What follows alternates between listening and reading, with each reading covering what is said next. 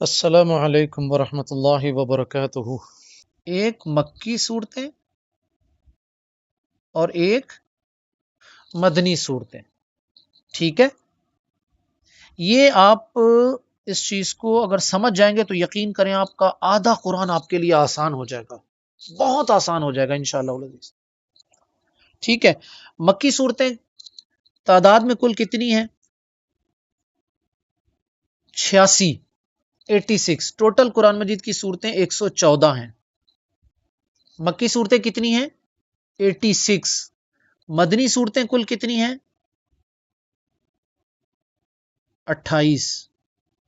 ٹھیک ہے، یہ فگرز اپنے ذہن میں رکھ لیجئے گا، آگے کہیں کہیں یہ فگرز ہمارے کام آئے گی انشاءاللہ۔ مکی اور مدنی صورتوں میں فرق کیا ہے؟ فرق صرف اور صرف جی مکی 86 اور مدنی 28، بالکل صحیح کہہ رہی ہیں ریبا بیٹے آپ۔ مکی صورتیں 86 اور مدنی صورتیں 28، 114 ہو گئی۔ ٹھیک ہے، اچھا مکی صورتوں اور مدنی صورتوں میں فرق کیا ہے؟ آپ لوگوں نے سیرت طیبہ پڑھی ہوگی، کچھ اندازہ ہوگا آپ لوگوں کے ذہن میں۔ اللہ کے نبی صلی اللہ علیہ وسلم نے مکہ سے مدینہ ہجرت کی تھی، ٹھیک ہے، یاد ہے آپ لوگوں کو؟ تو ہجرت مدینہ سے پہلے جتنی صورتیں نازل ہوئی ہیں ان کو ہم کیا نام دیں گے؟ جو ان کو ہم کہیں گے مکی صورتیں۔ ہجرت مدینہ سے پہلے جو صورتیں نازل ہوئی ان کو کیا نام دیں گے ہم؟ ان کو ہم کہیں گے مکی صورتیں، ٹھیک ہے۔ اور ہجرت مدینہ کے بعد جو صورتیں نازل ہوتی ہیں ان کو ہم کیا کہیں گے؟ مدنی صورتیں۔ مکی صورتوں کا یہ مطلب نہیں ہے کہ مکے میں نازل ہونے والی، نو، ہجرت مدینہ سے پہلے جو صورتیں نازل ہوئی ہیں وہ مکی ہیں، اور ہجرت مدینہ کے بعد جو صورتیں نازل ہوئی ہیں ان کو ہم کیا کہیں گے؟ مدنی صورتیں۔ بعض صورتیں ایسی ہیں جیسے کہ سورۃ الفتح جو ہے، اِنَّا فَتَحْنَا لَكَ فَتْحًا مُبِينًا، یہ مکے میں نازل ہوئی تھی لیکن مدنی صورت ہے یہ۔ تو یہ مکی اور مدنی کا یہ فرق اپنے سامنے رکھ لیجئے۔ آپ لوگ اپنے گھر کا جو قرآن مجید ہے آپ لوگ کھول کر دیکھیں، ہر سورت کے نام کے ساتھ لکھا ہوتا ہے مکیہ و مدنیہ، ٹھیک ہے، بغیر ترجمے کے کھول لیجئے قرآن مجید، آپ کو یہ لکھا ہوا ملے گا، ٹھیک ہے۔ اب آئیے ذرا ہم آپ کے ہاتھ میں ماسٹر کی دینا چاہتے ہیں آج۔ ماسٹر کی سمجھتے ہیں؟ ماسٹر کی اس کو کہتے ہیں ایسی چابی جس سے ہر تالا کھل جائے۔ تو قرآن مجید کی فہم کے حوالے سے میں آپ کو آج ماسٹر کی دینے والا ہوں انشاءاللہ العزیز۔ اس کو آپ اپنے ذہن میں رکھیے گا۔ آپ سے کوئی پوچھے کہ قرآن مجید مکی صورتوں کا خلاصہ بیان کر دیجئے، آپ صرف اور صرف 30 سیکنڈ میں ان 86 صورتوں کا خلاصہ بیان کر سکتے ہیں آپ لوگ، اگر یہ جو میں ابھی بتانے والا ہوں اس کو اگر آپ لوگ ذہن نشین کر لیں تو۔ بھائی مکی صورتوں کے موضوعات میں آپ کو بتا دیتا ہوں۔ سب سے پہلا موضوع توحید، ٹھیک ہے۔ نمبر 2 رسالت، نمبر 3 آخرت۔ یعنی مکی صورتوں میں کتنے موضوعات کو ڈسکس کیا گیا ہے؟ 3 موضوعات کو۔ توحید یعنی اللہ تعالیٰ کی ذات کو ڈسکس کیا گیا ہے، اللہ کون ہے، اس کا ہم سے رشتہ کیا ہے، تعلق کیا ہے، اللہ نے ہمیں کیوں پیدا کیا ہے، اللہ ہم سے کیا چاہتا ہے، ٹھیک ہے۔ یہ ساری باتیں جو ہے انشاءاللہ العزیز آگے وقتاً فوقتاً جب ہم کسی مکی صورت میں آئیں گے تو ہم یہ پڑھتے رہیں گے اور اس کی وضاحت کرتے رہیں گے، ٹھیک ہے۔ مکی صورتوں کے موضوعات کیا ہیں؟ توحید، دوسرا ٹاپک ہے رسالت، یعنی تمام انبیاء کی جو رسالت ہے، اللہ تعالیٰ نے انبیاء کو کیوں بھیجا، کون لوگ تھے یہ، کیوں بھیجے گئے تھے، ان کا ہدف کیا تھا، مقصد کیا تھا، کیسے تھے یہ لوگ کردار کے اعتبار سے، ان کی باتیں کیا تھی، یہ کیا باتیں ہمیں بتاتے رہے ہیں، یہ سارا رسالت میں ڈسکس ہوگا۔ آخرت، مرنے کے بعد کیا ہوگا، اس کے بارے میں بھی ہم بات کریں گے انشاءاللہ العزیز۔ شاہ ولی اللہ رحمہ اللہ نے 2 موضوعات کا اضافہ کر دیا، وہ کہتے ہیں اخلاقیات، اخلاقیات اور سابقہ تباہ شدہ اقوام۔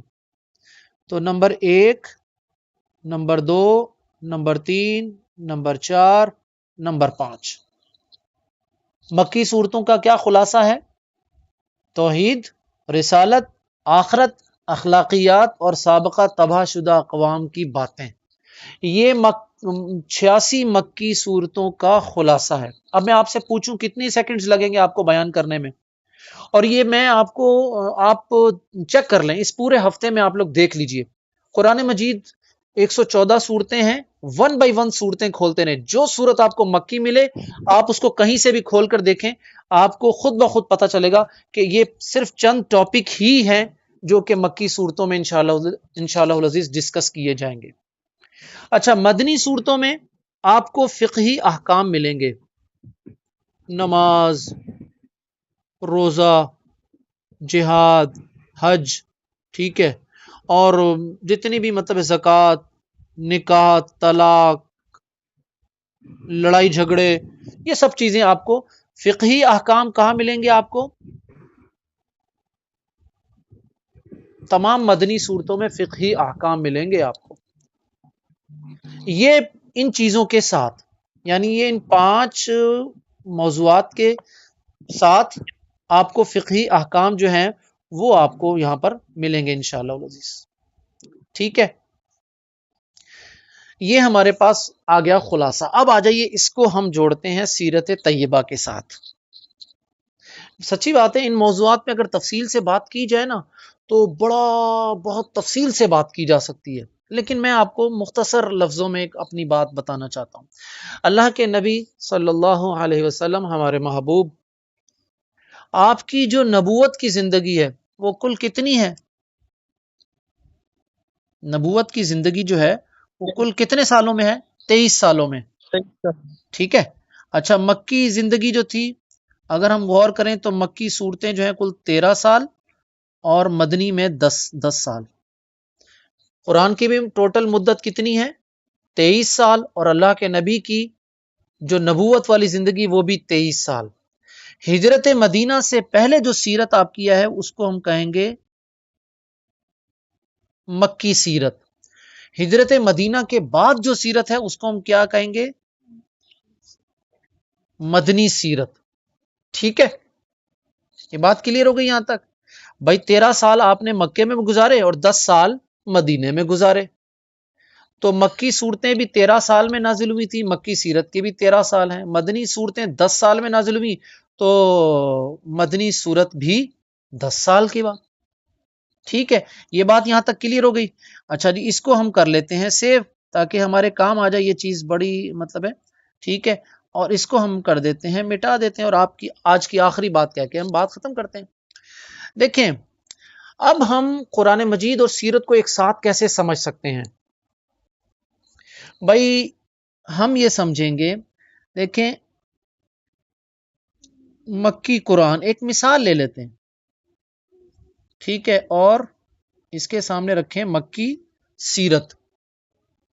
ठीक है, सन 1 नबूवत 1 में कितनी सूरतें नाजिल हुई थी?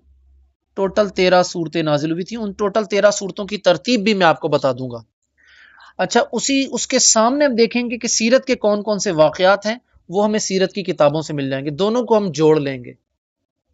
मिसाल के तौर पर पहली वही क्या थी?